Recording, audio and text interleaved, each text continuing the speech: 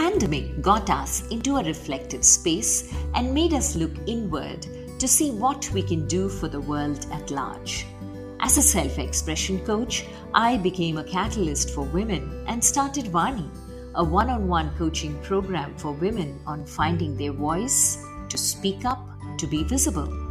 As a storyteller, I spotted there were many ordinary people amongst us leading extraordinary lives, making a difference to the world, and they needed to be heard. Thus was born You and I with Rashmi Shetty, where amazing personal journeys with their uniqueness and individuality are showcased, a reaffirmation of the fact, open your eyes wider, the world is far more beautiful when we acknowledge the presence of both you and I.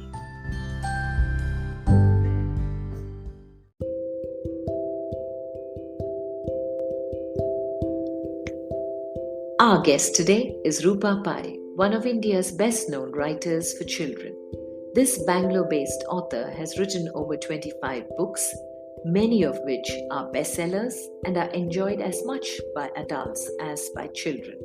Her best-known books include the 8-part Taranauts, India's first fantasy adventure series for children in English, Ready? 99 Must-Have Skills for the World, Conquering Teenager and Almost Teenager, the award-winning national bestseller The Gita for Children, listed by Amazon India as one of 100 Indian books to be read in a lifetime, and its prequel, The Vedas and Upanishads for Children. Her TEDx talk, Decoding the Gita, India's Book of Answers, has received over 2 million views to date. Her most recent book for children is Leeches To Slug Glue, 25 Explosive Ideas That Made and Are Making Modern Medicine. She has also co-authored Fitness Evangelist and supermodel Milind Soman's memoir, Made in India, and is currently working on a book of poetry translation in which she's translating 100 poems of the much-acclaimed Kannada poet Padma Shri K.S. Nisar Ahmed into English. Her most recent book for adults, CubbonPark, The Green Heart of Bengaluru, was released a month ago. When she's not writing, Roopa can be found leading groups of children and young people on history and heritage walks across her beloved Karnataka as part of her job as director of a company she co-founded, Bangalore Walks. Listen in as Roopa Pai shares her philosophy of life and her journey of becoming the popular author she is today. Hi Roopa, such a pleasure catching up after so long. Welcome to You and I with Rashmi Shetty. Thank you, Rashmi. Such a great pleasure to be back, because I remember we had first met when you interviewed me on AIR, and it was such a good interview. I was still starting out then, and I had met a lot of journalists and everyone. But that interview with you was so lovely. I've always had a lot of admiration for you. So I'm very glad to be back here. Likewise, it's mutual. And so Roopa, now we'll go back to little Roopa, because today Roopa is all over the place. She's doing so many talks. She's a writer of repute and writer in diverse subjects, from little children to Milind Soman. There are so many things you've covered. So I want to know what little Roopa was like to the Roopa Pai that the world knows you today. Oh, okay. Little Roopa and older Roopa are not very different, in the sense that little Roopa's world was books. Always. That time I'm more as a reader, now more as a writer. I am afraid I find not so much time to read anymore, except the research material for the book I'm going to write next. That I go deeply into and I read a lot about that. But I don't find that much time for like the casual, eclectic, Catholic reading that I used to do as a child. And as a child, you never realize how much time you have to do these things, to indulge yourself. It's only when you're an adult. So what little Roopa used to do was bunk all PT periods if she could. Okay, always make some excuse of stomachache, something, so that she could pull out the book that she was always carrying in her bag and sit in the playground or sit in the classroom and read. I read extensively. That time, unfortunately or fortunately, we had very little choice of reading material. Today's children can read from anywhere, anytime. In a minute, you can put it, you can download it on Kindle, any book in the world and read it. But we had to wait for the circulating library to open to be able to go and borrow the books. And those libraries used to open only from some 5 to 8 in the evening. Go spend like I don't know, maybe half an hour there. You have a subscription that says 3 books per day or something. Get those books, come home, finish them by that evening before it becomes dark, and then have to wait the whole day again till 5 p.m. to go and get new books. So then what you ended up doing was reread those books. Once I ran out of the books, luckily I went to a convent school, a missionary school called Stella Maris in Bangalore, which always gave books as prizes. So there were those books. Then my mom used to take us to this store called Mecca Stores in Commercial Street, where you could give your old books and get new ones. You can swap. I don't think Blossom and all wasn't there yet. So Mecca Stores was the place. He used to sell a lot of plastic products. Under the back, he had these books out. And we were members of whatever libraries, City Central Library, all that. Read. And when you ran out of things to read, you read the newspaper. Of course, my dad used to make us read the newspaper. And then I went to SSLC school, so borrow ICSE books, CBSE books, English textbooks, read the stories there. Reader's Digest condensed books, magazines for children. And when all else failed, dictionary. I used to, actually, my cousins, the biggest joke in my house with my cousins is like this mad woman used to sit in a corner of every family celebration reading the dictionary, because most of my cousins and things may not have had that many books, but every house had a dictionary.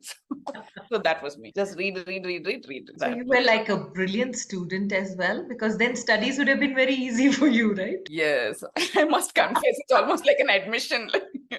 Yes, I was good until 10th grade. It was all swimmingly good. Then after that, of course, when you went out into the big wide world and went to college, and you found that, oh my God, everybody else is also that intelligent or much, much more intelligent than you. So then it was a bit of a struggle. But yeah, I must say academics has not been too difficult for me ever. You don't have to be so hesitant about it, Roopa. But like the rest of the toppers in the world at that point of time, you too followed everybody else and went into a professional career. Yes. I mean, that was like against my will, actually. But my mom was very clear that her daughters had to have a professional degree so that they could always look after themselves financially and didn't have to depend on anyone. So she was very, very keen on that. And my dad was an engineer, so I ended up going to my dad's college only, his alma mater, UVC.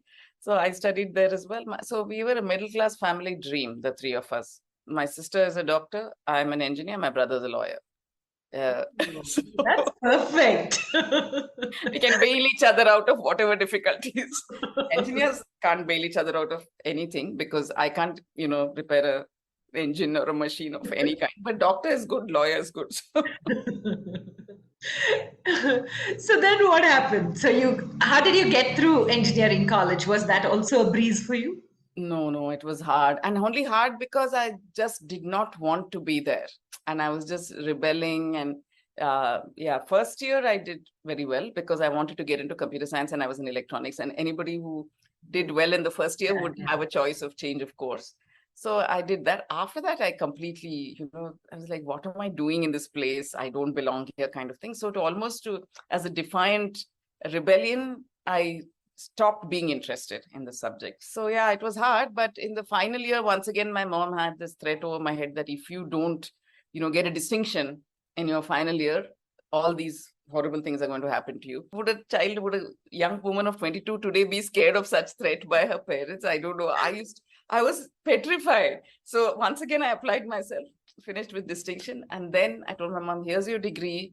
You can keep it in the puja room. You can do arti to it. Now I'm gone. I'm going to pursue what I want to do. And then I went back to writing.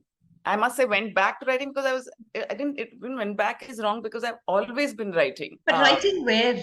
Earlier, wherever we went, trips, that, I would come and write a journal on it. It was just my way of expression. Always wrote a little essay on everything. And then by the time I was in 10th grade and stuff, I started writing for Deccan Herald. First PUC, second PUC, my articles began to come out in the Deccan Herald.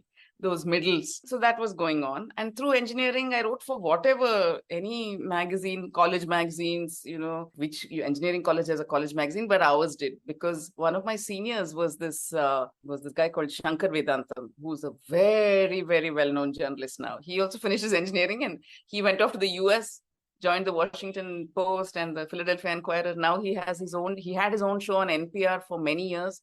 Now he's an independent producer of that show called The Hidden Brain. So I had one or two people. So he started a magazine in the engineering college so as to contribute to that. So wherever there were opportunities, I would write and write and write. So once I finished my degree, I said, now I'm going to go into it full time. So that's what I did. And how did the journey begin? As a child of every other child of my generation, like I said, we had very limited access to the kinds of books we had. And Enid Blyton was a hot favorite because she had written 700 books. And every library would have at least 100 of them, maybe, like, at least. So she was my primary source of moral science also. All her stories about, like, being greedy is bad, being selfish, you come to a bad end, all those things without being preachy, she would tell in her stories. So she was my educator for that. She was my educator for how to tell a good story, how to keep you flipping the pages, how to write about adventure. And she wrote on a variety of genres as well. So Enid Blyton was my primary guru, and the other one was Amar Chitra Katha. At that time, they were still coming out. Anand Pai was still around, so every 15 days a new title would come out, and we'd wait for it. And then, like every other, at least South Indian middle class family, we had bound copies of various Amar Chitra Kathas. That was my educator for mythology, Indian history. By reading so much Enid Blyton, and the other source of books about the world was Russian books. So I knew a lot about communist Russia. A very rosy picture painted, which it might have been also for people there.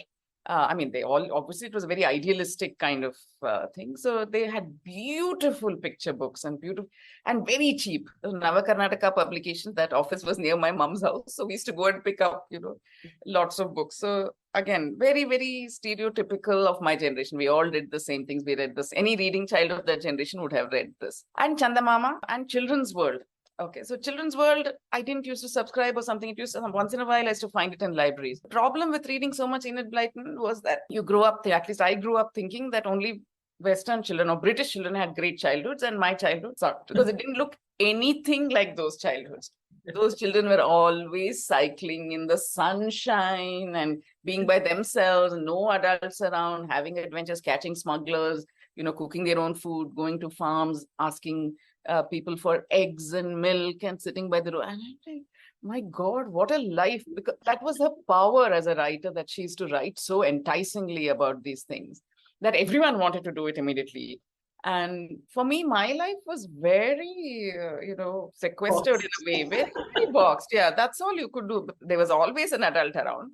Don't even dream of doing it without adults, or at least without adults in an age of no mobile phones.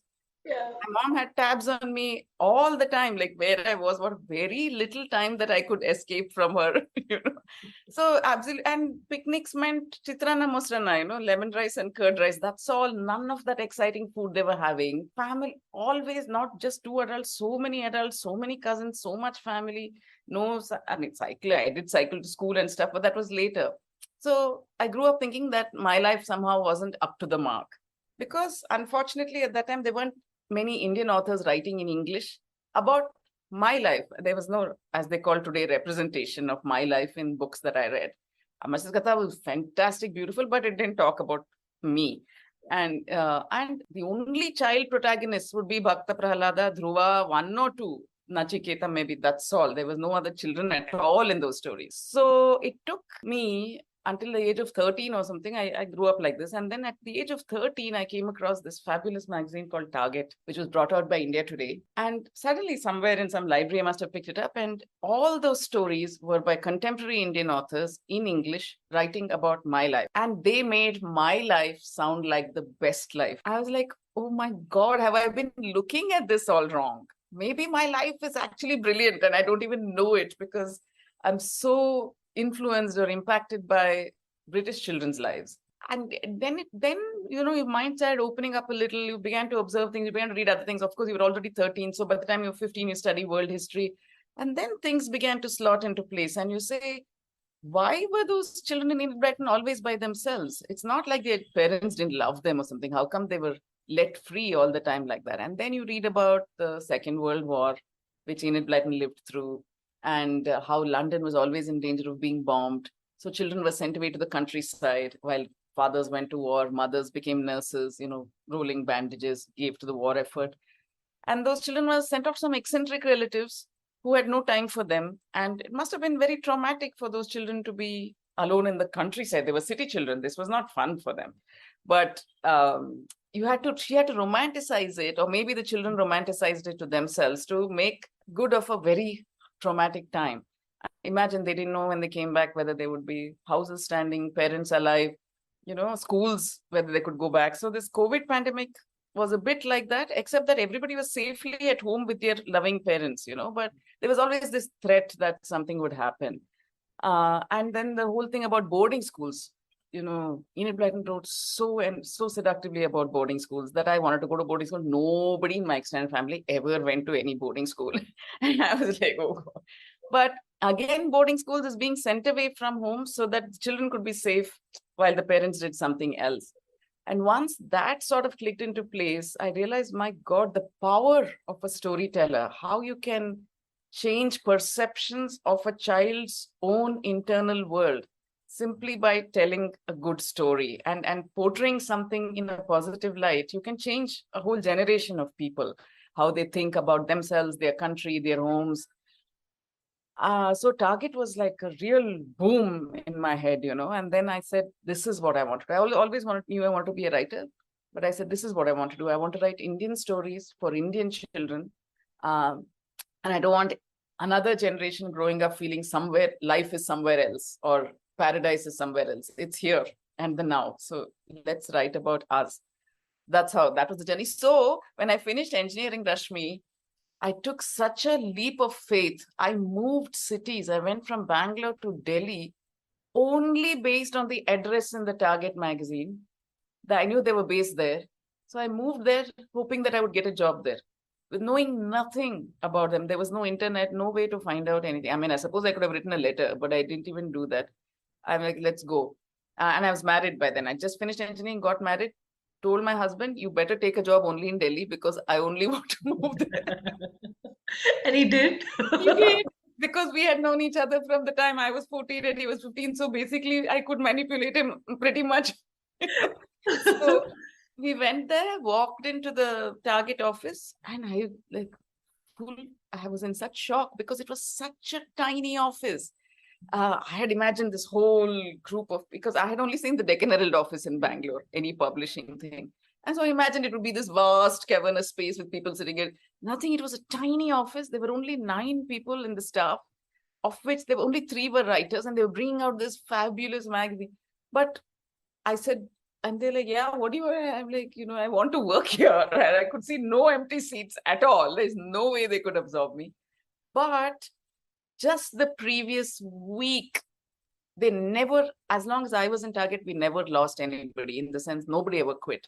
But the previous week that I had, the week previous to the day I walked in, one of the editorial staff had quit because she was married to an army officer and she decided that she would move with him to his next posting. And so there was a place, so they could test. They were taking, they were interviewing many people, but the space was there. So I came back, I went back home, wrote a couple of pieces for them, and I got the job.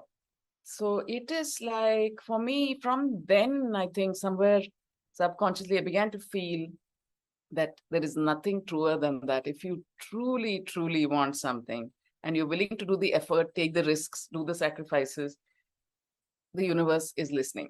It will happen, what you're looking for. It was so true. That's so true. And somewhere I'd read that when things fall in place and it's kind of serendipitous at that point of time, then you're on your true path. So definitely you were on your true path at that point. Oh my God. And I should, once we go on in the interview, I'll tell you more things about how that Target stint has changed my life. Just that working for Target. Okay. Yeah, go on. Just tell us that journey. So, one part is pretty obvious, that obviously I learned about children's writing. I honed my skills for children's writing because it is children's magazine. So yes, and it gave me my first exposure as a children's writer. to people. That is fairly obvious. But the editor, she wasn't even the main editor, but the assistant editor at the time that I joined, Vatsala Kaul Banerjee, she continues to be my editor today. So I only worked in Target, unfortunately, but it was enough, I'm sure. I mean, the purpose that the universe put me in Target had been achieved. I had met Vatsala. And of course, a bunch of other nice friends as well. But her, so I just took to her instantly. She was so good at teaching me this stuff. Like, when I write something, she says, "Oh, that's your bias. You think that is a positive quality." I said, "But it isn't." She's saying, "No, you have to not, as a children's writer, don't put your biases into the text. Always just write and let the children choose. Maybe you can show consequences that happen, but you can't say that was a good thing, because you're an influencer, you don't know the amount of influence you have as a writer." So things like that. Anyway, so I worked there for 2.5 years only. Then my husband moved to London, so I went off with him and went freelance from then. From then after that, I've never worked for any publication. So and then Vatsala and I fell out of touch for many years because there was no internet, no social media, very difficult to keep in touch at that time. Email had just begun, but almost 10 years after I quit Target, I came back to India after having lived in London and the US and had children and all that. But of course, I continued to write for whatever children's magazines there were. And I was doing a lot of journalism from London. I was their man in London. I said, "You don't have to pay me a salary, but any article you want me to do, just pay for that. I'll go and do the research." I was free. I had no kids. So that was a great experience. Then I came back and I used to write for other children's magazines. And 10 years later or something, Vatsala messages me from somewhere and says, "Hey, how are you?" I'm like, "Oh, I'm good. How are you?" And she says, "I've just taken over as editorial director of children's books at Hachette, India. It's a new company, etc. And I was reading one of your stories in a children's magazine, and I just loved the tone of it. And I want you to write for me." And that's how I started writing books for children. Otherwise, I was only doing some magazines, bringing up my children, writing. And then Bangalore Walks had begun by then. So I was doing all that. And Vatsala came out of nowhere and said, "Write." And I began to write. And everything I've written, including the Gita for children, which is my absolute bestseller. Unless she had pointed me towards the direction of the Gita, I would not have gone there.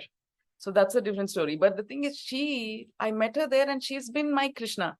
She's guided my chariot into all kinds of battlefields and said, and every time I'm like, "No, I don't want to do this." She's like, "No, you have to do it. I'm sorry, you stay here and fulfill your writerly dharma. Write what I tell you to write." Somehow she seems to know me better than I know myself. She has faith in me. She trusts me. She knows what I can do, my capabilities. And now it's blind trust. Okay, you tell me to do, I'll do, Vatsala, whatever you say. So, so that kind of thing. Yeah, that's so true. And now that you spoke about the Gita, before we get there, that entire series, the Taranaught series, with which you became popular amongst children, Yeah. the cool Indian author, how did you get that idea, which was literally out of this world, Roopa? Right, I know. So once again, I must say that I started, my first inspiration was Enid Blyton again. She used to write about this. She wrote that Faraway Tree, remember? Oh, yes, yes. Yeah, that was a fantasy. Yeah. Where not children, maybe there were children in it, I can't remember, but they used to climb up the tree and a new world would come to the top of the tree every week or every fortnight, and they would. So I had something like that where children from Earth travel to new worlds and have some adventures there, learn something, and they bring back that knowledge and use it to solve a real world problem in India. Some very ambitious canvas. Okay, I don't know how many volumes one story would have taken, but that was my thing. See, because I told you, right, I wanted to write Indian stories for it, so my characters in my mind had to be Indian. There is no way they could be anything else. The other inspiration was the Belur and Halebeat temples in Karnataka, the 1,000-year-old temples. I always loved those temples. There's something very magical about them. And once when I came back from the US and all, you come back with a new appreciation for your country and for your city and everything. So you go look at the familiar things with new eyes. And then this guide told us about this compass, which is on the ceiling of these temples. And the compass obviously has no markings for north, east, west. It has guardians of those directions. So based on what that person is riding, what he's holding, which god it is. And then, which direction is south, north, east, west, and the eight card in the directions north, east, southwest. So I said, oh, it's going to be an Indian story. Then maybe we can have like guardians of 8 worlds. Because when you say Ashtadikpalakas, it becomes all the children are like, okay, whatever, I'm not listening. It's going to be one of those, some Sanskrit words which I don't understand. But when you say guardians of the 8 directions, it suddenly sounds like, this I can relate to. So I said, okay, maybe 8 worlds, something, maybe they visit 8 worlds, these children from India, etc. Some kind of story was forming. And then Vatsala asked me a very pertinent question. She said, okay, these are Indian children. What will they call their mother? Their mothers. I said, I don't know. I mean, I have not thought about what they'll call their mothers. So she said, will it be Ma, Amma, Ammi, Mummy, Mommy, Mother? I said, I said, but why does that matter? She said, no, immediately it places them in a certain geography in India. And then they become like, oh, it's a South Indian story, and then other children may not want to read it because it becomes too set here. And unless you say mummy, and I'm like, no, I don't want them to be calling their mothers mummy because that's not what I want. So then I said, wow, that's very true. So she said, why don't you just move it all into a parallel universe? That can, think about it, it'll make it a fantasy, an out and out fantasy. And I said, okay, I can try that. But, as I said, I wanted to be Indian in some way. And that's how it all developed. It's a parallel universe, but it's a very India-inspired universe. There is mythology in it. There is Indian history in it. There is social structure in it. If you go through the books, like caste system, everything is there. Ambassador cars are there. Like, it's just the India of my childhood and our past is recreated there. And the philosophy is also very Indian in the sense, in the whole Taranauts series, which apparently, once I finished it, I was told that it was the first Indian fantasy adventure series for children in English, the first ever.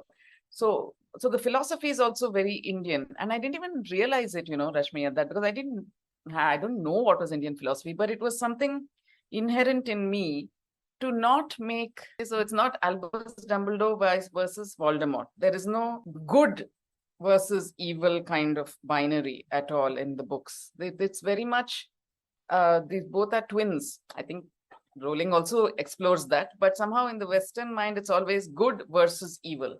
And in the Indian mind, it is Deva versus Asura, Asura, but they can keep changing their places. Devas become too arrogant, they get punished, they get cursed. And the Asuras do penance, they can get whatever boon they want in the world. So, and they can keep moving between these two binaries. So there is nothing fixed. And I think it's a great way to tell stories and a great philosophy of life, because that means everybody gets a chance at redemption. Second chances, third chances, fourth chances. That's also the lesson in the reincarnation story. You can come back, you can try again, No eternal damnation in the hellfires of Satan. There's nothing like that. You can keep and be careful, because don't start resting on your laurels and get complacent that now I'm in heaven. No, it's only a Disneyland kind of heaven, until your good karma runs out, then you have to come back.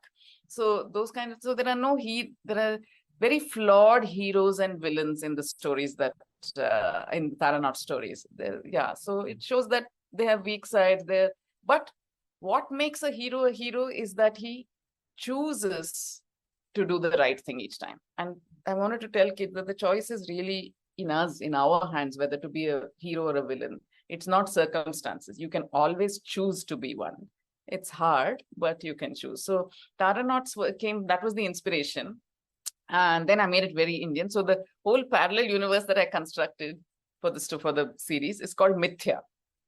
And the whole of Mithya lies in an ocean, an endless shimmering ocean called Darya. And then the sun, the super sun of Mithya that shines down, is called Tara. So all kinds of, so it became a very fun Easter egg spotting thing for adults who read the books. They're like, I got that reference. The Abhinav Bindra is in it because he just won the gold medal that time when I was there. So he's in it. There's a sharpshooter there who has a name that is made up of Abhinav Bindra's name, scrambled. So all those things, he's called Dead-Eye Darbin, the character. Darbin is Bindra, actually. So I had so much fun. And the books are full of riddles and puzzles. So I had to construct each riddle and puzzle by myself. So the children who are reading it can solve the riddles, or they can wait for the Taranauts to solve them. So I don't know, I just felt that, and I continue to feel very strongly that Indian kids particularly, they like to be challenged with big words. With the more they're hungry for information, they're great sponges. So yeah, that was how Taranauts came about. Completely agree with you, because this was a lot into what my next question, it's actually leading there, because even the Mahabharata was told by Vyasa and written by Ganesha. And what is the condition? He should not stop. So what did Vyasa do? Put riddles and puzzles so that Ganesha takes time to think. That's true. Yes. Yeah, so that's where we bring in the Gita for children. And after that fantasy, you come into something so ancient, which, yes, only adults were reading. Children were learning it by heart, chanting it, never got into the meaning, because I'm also one of those kids who got into it for chanting, but never went into learning the meaning so young. So when that idea was suggested to you, like you said, Vatsala suggested, what were some of your first reactions, Roopa? No. Are you kidding? These were my first. I don't know anything about the Gita. How can I write it? Why would you think that I would write about some ancient boring book? Like, I am the cool author. I write Taranauts. Like, why would I be that? Those were my first reactions. Because it was true. I had never, I did not grow up in a home which had even a copy of the Gita. But Amar Chitra Katha has yes, that was the one Amar Chitra Katha that I did not read or enjoy very much, because it had giant speech bubbles, talking. And, it was, I'm sure Anand Pai or whoever wrote that did a marvelous job of trying to make it somewhat simpler. But those concepts, I want to read about like exciting stuff, I wanted to read about tales of Shiva or tales of Vishnu or something, where always some exciting stuff was happening. This was, the panels never changed. It was always the battlefield, always, and he's going on talking, and Arjuna is just sitting like this. So I read it once because I'm an inveterate reader, but it was not one of my favorites. But that's all. And no, not only that, even in school, even though I went to a missionary school, we had a teacher called Mrs. Anandalakshmi, who was a Gita teacher, chanting teacher and all. Then the thing was, like you said, if you're academically bright, you get caught for all these things. So come, you learn Gita chanting. There's a competition in TTD, Tirumala Tirupati Devasthanam. So they're asking for people, I'm going to send you. So that way I had some interaction with the Gita. But again, as you said, chanting, learning by heart, going and saying that. And in my mind, oh God, another Sunday wasted going to that competition when I could just be chilling at home. So that was the extent of engagement. I knew that it happened in the Mahabharata and just some general, but nothing much. And really in my life, I never thought I would be writing about the Gita for children or anyone else. And Vatsala, finished the Taranaut series. I was feeling very fictioned out. I said, I can't write any more fiction because it took me 4 years to write those 8 books. So I was done. And then I said, okay, let me try change of track, change of pace, and went back to my science background. Suddenly it became useful, the engineering. So I said, let me write a popular science book for children. So I wrote a book called What If the Earth Stopped Spinning and 24 Other Mysteries of Science. And that was fun because for the first time I understood concepts that I should have probably understood in 8th grade, 9th grade. I am very good at taking exams and finishing, but some of the concepts, physics, chemistry, hadn't really gone in until I began to research it as like, this is an interesting topic. How will I tell this to kids by making them understand? Then suddenly all that began to fall into place. So that was fun. Finished that. Then again, I was out of ideas. And then Vatsala said, hey, I have a great idea for you, something interesting. So I said, okay, what? And then she said, you should write the Bhagavad Gita for kids. I'm like, actually my eyes popped out. I, what? Why? But isn't it for old people? Like, it's what? It's not for children. And why would I impose? Because I was imagining like this, I really imagined that it would be a somehow casteist text or somehow sexist or patriarchal in some way. I'm like, no, I don't want to go there. I'm not, I'm not whitewashing anything in the Gita for children. I'm only going to, all this resistance happened. But when I examined it a little later, when I began to examine it, I realized that it stemmed from fear, that I don't know it at all. And what gives me the right to interpret it?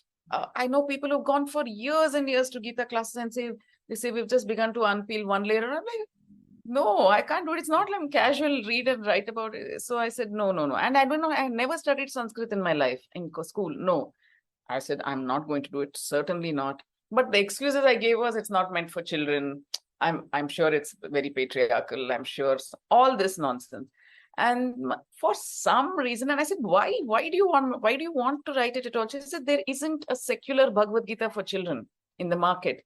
All the ones there are put out by religious organizations. So I thought it's a good idea. Why not? Like, we should do a secular Bhagavad Gita. This is an ancient Indian text. She's a history student, master's in history. So she said, it's an ancient Indian text. Don't you want to research it? And I feel you're so interested in mythology. I said, mythology. She's saying, but this comes in the Mahabharata. I'm like, that's fine, but all that. So we went back and forth like this for 6 months. For some reason, she did not give up on me.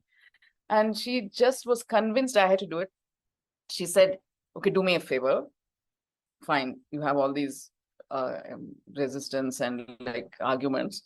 Just go and sit with a copy of the Gita. Actually read it. Give it a try. As a good researcher, isn't this what one must do? How can you reject something because you don't know it? You have to read it. So I said, okay, fine. I said, okay, because I respect her so much that I said, okay, fine. Went to an aunt of mine who had taught Chinmaya Balvihar as, I think I always thought she was a very cool person who was a physics master's, but also did. So I was like, okay. And she'd always taught children in school. So I went to her and she said, yeah, sure. And all. Then like a teacher, she took out a chart paper. She made a mind map, chapter 1, chapter 2. This is what happens. And we were just, in 1 hour, how much can you talk? So she just started me off and then she gave me a bunch of commentaries. And one thing she said stuck with me. She said, and yeah, Krishna and Arjuna, of course, were best friends. And so then I said, one sec, they were best friends. So she said, yeah. And I thought of myself as somebody who knew the Mahabharata story very well. And I said, I never knew that. I always thought he was like, the only picture in my mind of Gitopadesha is Krishna standing like this, Abhaya Hasta, and this one, So I said, oh, I thought some mentor-mentee kind of relationship or guru-shishya. And she said, no, they were best friends. So instantly, in my mind, I'm like, so the Gita is a conversation between two best friends. And she said, yes. I said, oh, I think I can tell that story to children. That maybe there is a way. So she told me a few things. And then we only got to sort of the first chapter and a little beyond, and I had to go. So I said, okay. She said, take this 15 days later or something, we'll meet again. But these are my favorite commentaries. You can make a start. And for me, inveterate reader, as soon as I had the books, I had to start reading them. I never went back to Tarakini, her name is my husband's aunt, never went back to her because I was so engrossed, engaged, riveted by the Gita. I was like, my goodness, why has nobody made me read this book before? And how wonderful is its philosophy for just living life. And children, imagine if they were equipped with this kind of worldview when they were children, life would become so much easier, particularly against the kind of backdrop we live in today. It's so competitive and so like hustle, this capitalistic culture, and always looking outwards to gain stuff, to buy material things, and never looking in a very rich outer life, very poor inner life. And if that could be reversed, how much if as we build our external resources, why don't we build our internal resources? And I felt that the Gita was the best way to build your internal resources because it was compact, it was very succinct, it was a conversation between friends, and it was a situation that, it's not generally sitting in the forest and talking. There was a war to be fought, very fraught. I said, wow. So when Vatsala called me back a month later saying, okay, you had your month. Now, if you tell me it's a terrible book or it's not meant for children or there's some things about it that you're not comfortable with, I'll let you go. What do you think? Then she's like, and I was like, but My God. So she's like, okay, fine, bye, do it. She put the phone down. She didn't know very much about it either. She was just, so that's how the Gita came out. And it was such a joy to write. I felt so validated by what Krishna said in the Gita, because some of those things I had felt always, but nobody would validate me. Then people would say competition is the thing. And the thing is, I had always topped things, and, I had always done well. So I had begun to think, okay, that's the way, you have to compete, but always with great reluctance, somehow like this unsettled stomach whenever I was going for a competition. But that I was told was just, nerves. But I began to realize, no, I don't like it. I don't like this idea of one being bigger than the other, being judged constantly. So those kinds of things. And yeah, it was so transformative for me, Rashmi, just to research the Gita. Writing that book just changed my outlook. Yeah, Rupa, here I want to ask you a very basic question, maybe for you, but I'm very curious. The Gita, the philosophies of life, which we see actually open layers and metaphors as we grow older. Yeah. Now, you are not as young as those little kids who are going to read it. How do you dissect what you have learned and go into that element to connect to those kids to make them want to listen to you? Obviously, it's storytelling that will help. But how do you kind of dissect those philosophies? Because they are the philosophies of life itself. Yeah. So, how did you do that? For me, that was the curious element, because today, when I do classes with kids, I do ask them questions, tell them next class when you come, you're supposed to get the answer. They do it with a lot of curiosity. Many of them go straight to Google right there and they get the answer. Yeah. But how did you sit down to actually dissect it? Because we have experienced life, so we can see it reflected. But they haven't. For them to understand it, how did you manage to dissect it for yourself first? Yeah. I mean, the technique, see, the thing was, I realized quite early on that in the research, that really Kurukshetra everything is a metaphor in the Gita. So it's not, you don't have to be only a warrior for that to make sense to you or be relevant to you. Or if you look at it another way, we are all warriors. We are all every day fighting wars. Sometimes like actual physical wars against the administration or against some, some person who's making our life difficult, but mostly battles within ourselves about what's the right thing to do in this situation. What is the wrong thing to do? Should I do the convenient thing, which will make me cool and make me conform and not make me stand out? Or should I do the difficult thing, which I feel in my heart is right, but which will set me apart as some kind of outlier and lose me this company of my friends and, maybe Instagram likes or whatever, so it will lose me all of that. How much am I willing to go by my own gut? So these are the kind of battles we are fighting every day. Once that idea came into my head, I could think back to the time when I was a child, and it's far more difficult for a child because children really want to conform. They do not want to stick out. And so belonging becomes everything, because we know of, all of us have been in school, all of us, see, the advantage of writing for children is that we have all been children once. So if we just are able to think back to that time, how difficult it is when you are somewhat different from your peers, even maybe physically, mannerisms or anything, how difficult it is to be accepted. If you think differently and don't go along with what the group as a whole decides, even more difficult to keep your friends or to belong. So in that kind of situation, it seemed to me that Arjuna's act of collapsing to the floor of the chariot when he realized, oh my God, this is the enormity of what I'm actually going to attempt, is knowing full well that everybody's eyes were on him, even his own people's eyes, and I can't call them the enemy, but the opposition's eyes were on him. He did not hesitate for a minute to let his true feelings show. He didn't care. He put on the blinkers. He doesn't care what the world thinks, this or that. These guys, they are depending on me. These guys are hoping that I walk away from the battlefield. But neither of them mattered. In that moment, he was willing to stop everything he was doing and go inside and inquire, because really Krishna is only his own higher self, his best friend. So I was able to have that conversation without, so for me, suddenly it stood out as the most fearless act. To everybody else, it seemed like a fearful act. He had collapsed. He was looking pathetic on the floor of the chariot. But to be able to not care about the opinions of people and not proceed in something which has been already decided, you're already on the battlefield, but you say, I will not take a step further until I have resolved the conflict in my head, seemed to me that the thing that every child, every human should be able to do, should have the strength to be able to do that. How do we get the strength, the moral courage to be able to say, I will not do it until I have resolved it in my head? Is when we have a friend that we can depend on, who always has our back, who knows what's best for us. And that friend cannot be suddenly WhatsApped. It has to, he or she or it lives inside of you. And if you're able to develop the strongest relationship and the best friendship with that person, with your own higher self, the battlefield becomes easy. Like, the war is going to be hard. There are going to be consequences. All that will not change.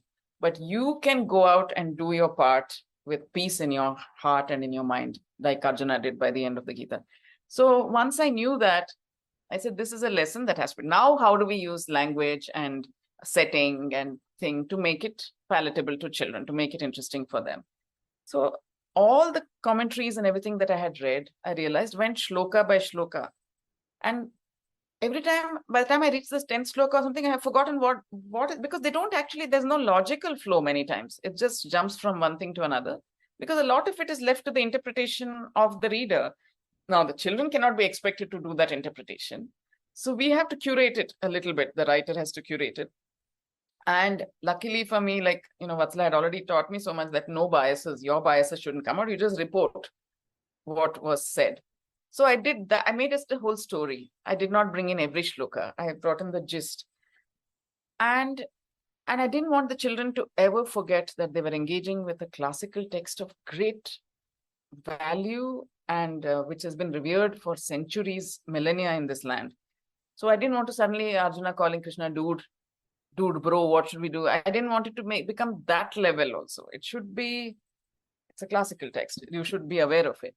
So I used a little classical English in those parts. That was my Amatsudha Katha. Like, that kind of language came in there. And then, but again, I said, if I continue in this vein, the children might lose interest. So I introduced a little sub-chapter after every chapter, where I used contemporary colloquial language. And that was me. That was not Krishna. That was me talking to the kids directly. Think about it. What can you gain from this? I picked one lesson from each and put it out. So there are so many other lessons, so many other layers, but that will keep. They can come to it slowly as they grow up. But if I can intrigue them, if I can engage them, that it's not say that it has some value, then they will be more open to engaging with it as they grow up. Otherwise, if they never come across it, they would be like me, intimidated by it. And say, oh, whatever, man, it's too difficult. I don't want to go there. And then what happens? You get seduced by other philosophies and who are actually saying the same thing in different words.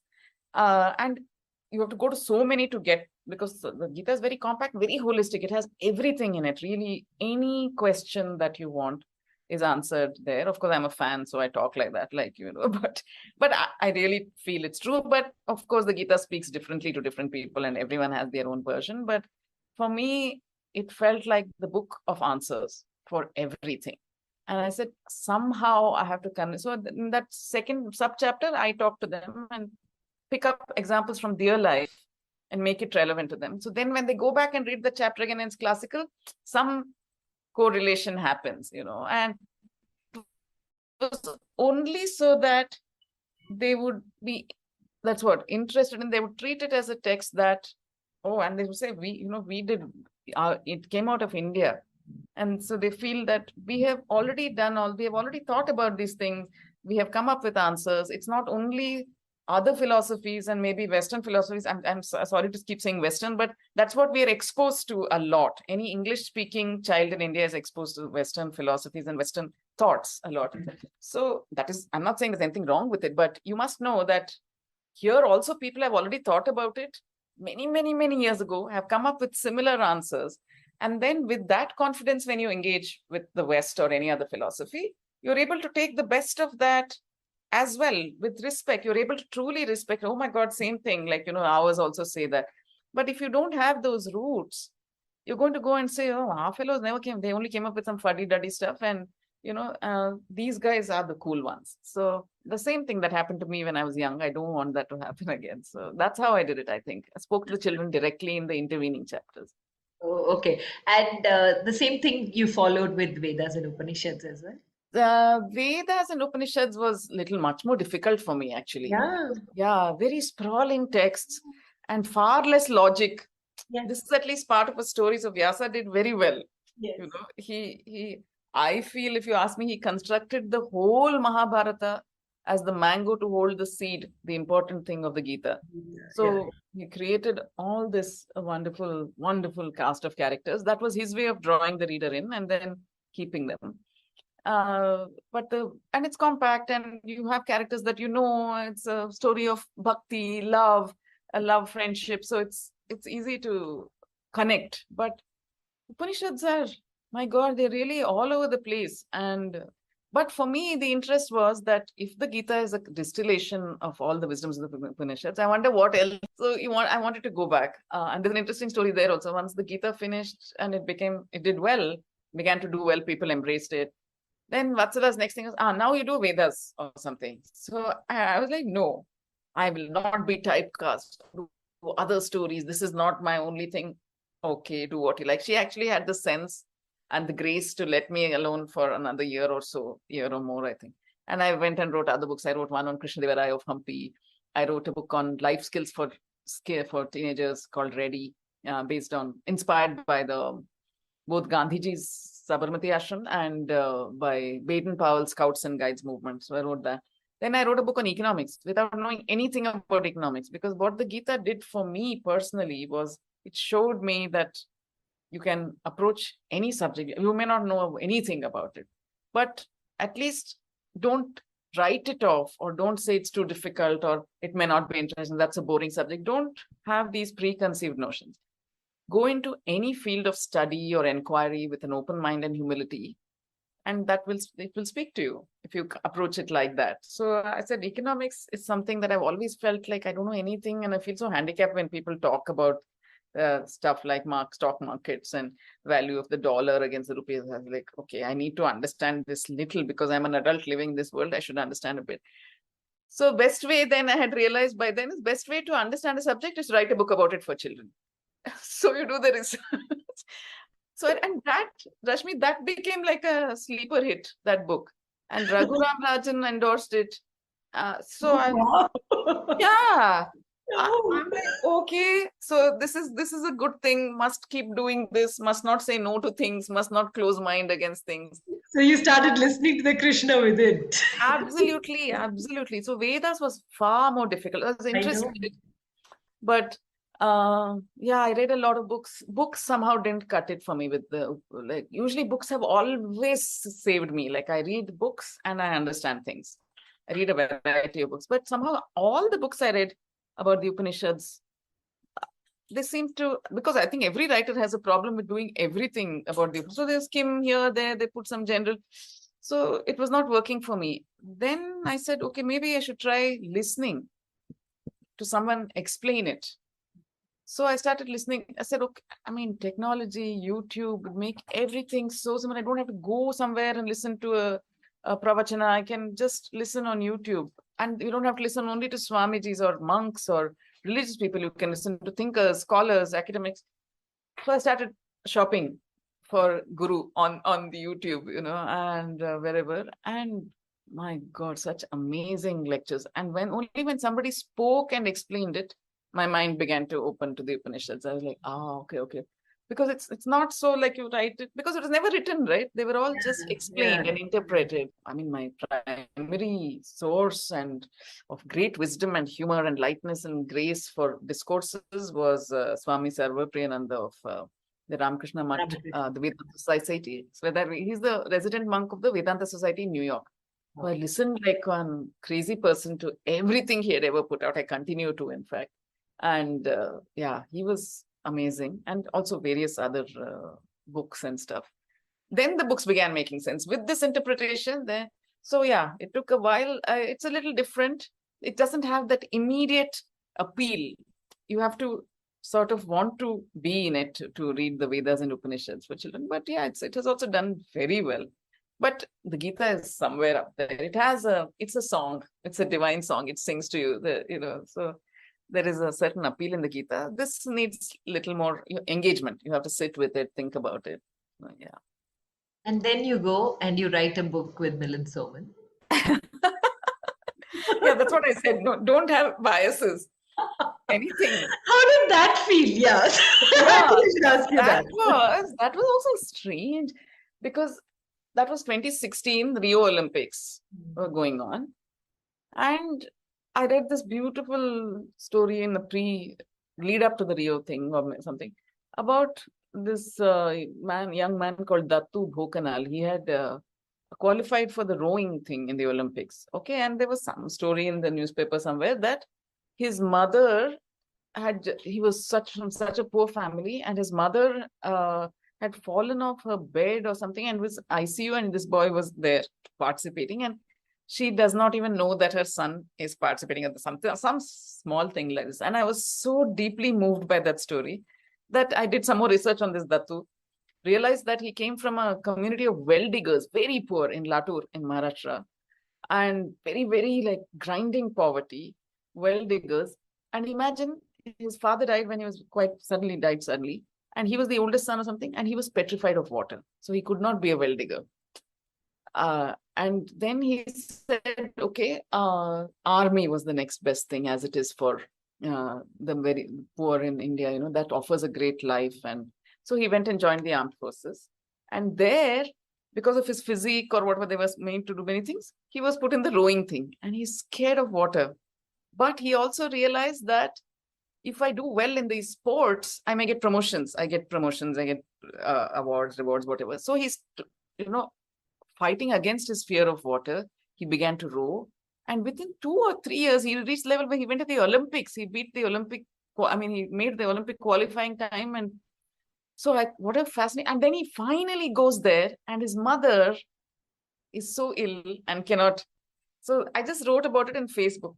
One post. My God, I don't know what, I think some celebrity had said, I don't know why we send our athletes to the Olympics. They never win anything, because the first 2 or 3 days had finished and we had fallen out of everything by that time. Of whatever events had happened then, we hadn't qualified. So I said, I simply wrote this. I had not even known that the celebrity, I just wrote it because I was moved by this. And I wrote the last line. I said, it takes all kinds of courage to be an Olympian. And it went viral. It got shared so many times. So then suddenly I felt this huge responsibility descend on me that I have to write about somebody every day. So that, there are these wonderful stories. And I've always been a sports fan. I don't play anything. Like I said, PT period, I was sitting with books. But I swim, and that's all. But I'm very much in awe of sports people. So I began to write about, then suddenly it seemed to me I should write about female athletes, very organically developed. Every day of the Rio Olympics, I wrote a story about an Indian athlete who was participating and said, watch her today, like, giving the time. It became like a very popular series. And maybe 5th or 6th or 7th or 8th piece that I wrote, people used to like. I got some thousands of friend requests, which I just ignored completely. But because I didn't know who they were and whatever, it was all flattering, but, I didn't want to make them my Facebook friends. And then one day in the comment section of one of these stories, there is a Milind Soman, who says, how well you write, Roopa. And I was like, what? Milind Soman? So I said, can't be too many people with that name, but let me check it out. Checked it out. It was the Milind Soman. And I'm like, oh, wow. And he sends me a friend request. I'm like, yes, please accept to him, saying thank you and all. Very, very, it's very casual. Thank you, Milind. Like, that's all. And I thought that was the end of that. That was enough for bragging rights, right? Called all my girlfriends. Guess who sent me a friend request? Guess who sent me a friend? Okay, fine. I thought that was the end of that. 1 year later, Penguin calls me and says, we know you're a children's writer and this is an unusual request, but, would you be... I'm like, well, what? Tell me. So they said that this Milind Soman, we've been chasing him for years to do a memoir, and he's finally accepted to do it. And we've been finding writers for him to look at their styles to pick a co-writer. And he looked at all the styles and everything and said, actually, there is this lady who writes on Facebook and she writes very well about sport. And they said, but we can't get some Facebook person to become a writer. She has to be a writer. So he said, I don't know whether she's a writer or not, but she writes very well about sport and she writes. So I think she's a writer. So why don't you contact her? So then he remembered my name, he told them. And when he told them my name, Penguin said, oh, of course she's a writer. We've heard about her. In fact, we've been trying to get her to write a children's book for us for a long time and she hasn't accepted so far. So she said, are you willing to? It's very odd, like it's a biography kind of memoir. Will you be okay? And I'm like, excuse me, madam, if Milind Soman asks for me by name, I will certainly do it. As it turns out, he turned out to be a wonderful guy with no celebrity drama, nothing. Very sorted in his head. In fact, Rashmi, I was writing the Vedas and Upanishads parallelly with interviewing him. Oh, wow. Because he's not easy to get my hands on. It will be once every 2-3 months. Sometime he'll come to Bangalore, I fly to Bombay, he has some time, that kind of thing. So I was doing this on parallelly. So we had long discussions about the Upanishads. I would tell him what I was working on and he would tell me stuff from his life that matched. With his philosophy and the Upanishads philosophy was so similar. And he was very Indian in his thinking and he's lived in the same house in Bombay his whole life. So, and he's so rooted in his Indian thing. So I was like, wow, this is amazing. And we got on very well. A book came out. I don't know how it's done, but I was very happy to have met this person. Yeah. Okay. And the recent one where with CubbonPark. Yeah. Are you now talking about climate change and nature and environment like everyone is, or how did that Actually, no, not at all. So that book about CubbonPark is not about trees at all. Yeah, it really isn't. So how that came about was that I've been part of a company that my husband founded called Bangalore Walks for more than 16 years now. So we do history and heritage walks around Bangalore and Karnataka only. And I do the children's walks. I take students around Bangalore telling the history and all. So history of Bangalore is familiar to me, but I've never written a book on it. And one of my other editors, the one who edited my science book from a different company, she has been in several companies and now she's part of Speaking Tiger Books. So she said that since you are already a Bangalore history buff and know a lot about it, we are doing a series. Speaking Tiger was bringing out a series of neighborhood books. So now not city books, but neighborhood books, like go deep dive into a particular neighborhood for flavor. So Delhi, they had brought out Chandni Chowk, Connaught Place. In Bombay, they had Shivaji Park and Kolaba. She said, Bangalore, would you like to attempt some neighborhood for us? And I was like, yeah, sure. Then I began to think, which neighborhood? And I could not think of a single neighborhood in Bangalore that I felt I knew really well because I've moved around in Bangalore. So one neighborhood is part of my childhood, one neighborhood is part of my adulthood, like that. So there was no neighborhood that I think of that I still felt the same way for as I did when I was a child. And then Sudeshna, who is my editor, she said, it doesn't have to be a very conventional neighborhood. And she said, maybe you could write about Lal Bagh or something. And I'm like, no, not Lal Bagh, because Lal Bagh, there are many books. That's when I said, CubbonPark. That's the one place that has held me since I was a child. I went to, we were taken there as children, Potani Express, cotton candy, popcorn, all the rest of it. Then I grew up, I went to UVC, which is next to CubbonPark. I was born in St. Martha's Hospital next to CubbonPark. My dad was a member of the Century Club. We used to go in CubbonPark.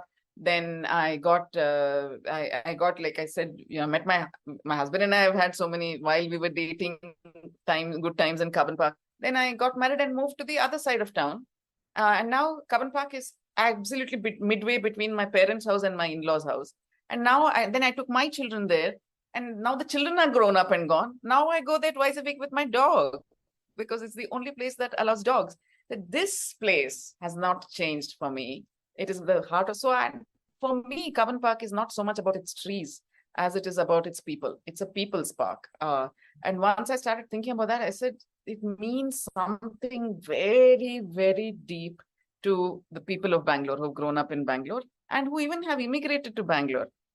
So I said, that is how the story about CubbonPark came out, the book. It's only 2 months old now. In 2004, I did a book on Bangalore called Ticket Bengaluru, which was more of a compilation of restaurants, this, that, and a little bit of essays about neighborhoods and all. But this is my first real book on Bangalore. Another one for adults now, which is just, yeah, I'm so happy. I can see that joy. Yeah. And after this extremely interesting journey all over the place, one pause moment for you. All of us went through this forced pause in the last 2.5 years, the pandemic. Each of us took our lessons. Well, the perils of losing them back again to the grind, I'm not too sure. But what were your takeaways, Rupa? Because you're such a philosophical person, grounded person, humble. But what did the pandemic teach you? I think it just showed me that in the worst times, how people come together for each other. It was a real life demonstration of that, particularly in India, how people just came out for each other, and the building of community again, that was wonderful. The part about which everybody else seems to have been most affected by, which is having to stay at home and enjoy, like, with the family, spend more time with family, etc. For me, that didn't make so much of a thing because I work from home only. This home is my theater of operation. So for me, I was very comfortable being at home. So I think I felt like the balance of the world needed to be restored in some way. And this was not a wonderful way, but there are in every situation, there are things that are wonderful about it and things that are terrible about it. And this was such a demonstration to me of both contained in one. It almost seemed to me like what Krishna was saying in his Vishwarupa form, I am come as time, destroyer of worlds. So the coronavirus seemed to be something like that. While I destroy, I also bring you all closer together to realize what are the important things, what is truly. So in fact, I used to joke with friends that this seems like this is Kalki Avatar to me. Maybe the COVID virus is actually Kalki Avatar. It came on a bat instead of on a horse, but teach us to reconnect with ourselves, give us time to spend, to strengthen our inner resources. We have no other, you are forced to strengthen your inner resources because everywhere outside is now enemy, and the invisible enemy. You can't hide from it. So unless how much fear, people lived in fear, right? And Sanatana Dharma is all about how to live fearlessly. I think it gave all of us some kind of impetus to think about what is fearlessness and how to build our inner stuff. Wow. Wow. And 3 life lessons, Rupa, that you would like to leave us with. I think, the pursuit of happiness is overrated. Pursue fearlessness for sure. And only by fearlessness will you be free. And freedom is the true pursuit, is the true goal. If you are fearless, you can achieve anything in your life and you can have a happiness. All that become byproducts if you are fearless. That's one. Another thing is there are no heroes and villains outside of us, no gods and demons outside of us. We contain all of them within us. Every time we choose, who you are is who you choose to be. Your destiny is entirely in your hands. You come in, of course, with a certain scaffolding, like of your social status or your abilities, but that is the scaffolding. But you can get to the top of that scaffolding. That part is really your choice to make. So, and the other thing is that please think of yourself as limitless, as the universe, as the cosmos. You are not small. You are not powerless. You have all the resources. You have to believe that you have all the resources within you to change everything. But instead of looking outside to change the world, change yourself and you will see how the world changes along with it. It's only the universe is contained in our heads. So just be expansive. Don't limit yourself. Think of yourself as infinite. Embrace the world to your bosom. Think of everything in the world as part of you and you will be free. Oh, wow. So you put the entire quote of Mahatma Gandhi, be the change that you want to see around you, so powerfully.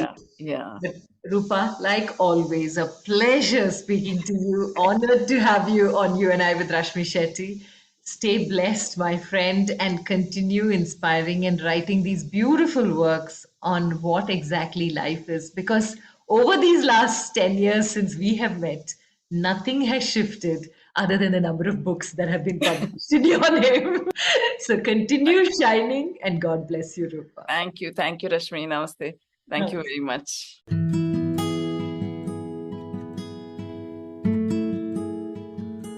With that, we come to the end of this weekly quest of You and I with Rashmi Shetty.